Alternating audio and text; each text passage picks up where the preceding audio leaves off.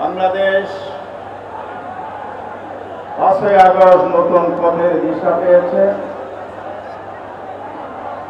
আগামীর বাংলাদেশ নতুন রাজনৈতিক বন্দোবস্ত বা রাজনৈতিক ব্যবস্থা নিয়ে এগিয়ে যাচ্ছে। এই জন্য মৌলিক সংস্কারের ভিত্তিতে জাতীয় জুলাই সনদ ইতিমধ্যে প্রণীত হয়েছে। জুলাই সনদ বাস্তবায়নের আদেশ জাতীয় ঐক্যমত্য কমিশন প্রয়োজনীয় সুপারিশমালা সরকারের কাছে দাখিল করেছে গত 28 অক্টোবর।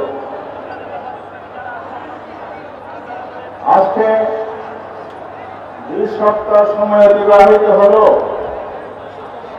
সরকার জুলাই সনদ বাস্তবায়নের পদক্ষেপ নেয় নাই।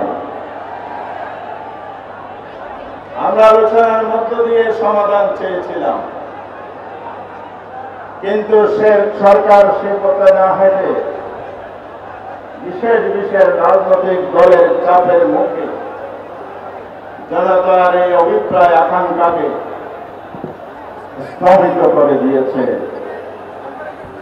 যা জন আকাঙ্ক্ষার বিপরীত অবস্থান বলে আমরা বাংলাদেশের 8টি দল মনে করি। সেই জন্য আমরা জুলাই সনদের বাস্তবায়ন, আদেশ জারি, গণভোট সহ 5 দফা দাবিতে আজকে বিগত 4 মাস ব্যাপী আন্দোলন চালিয়েছে।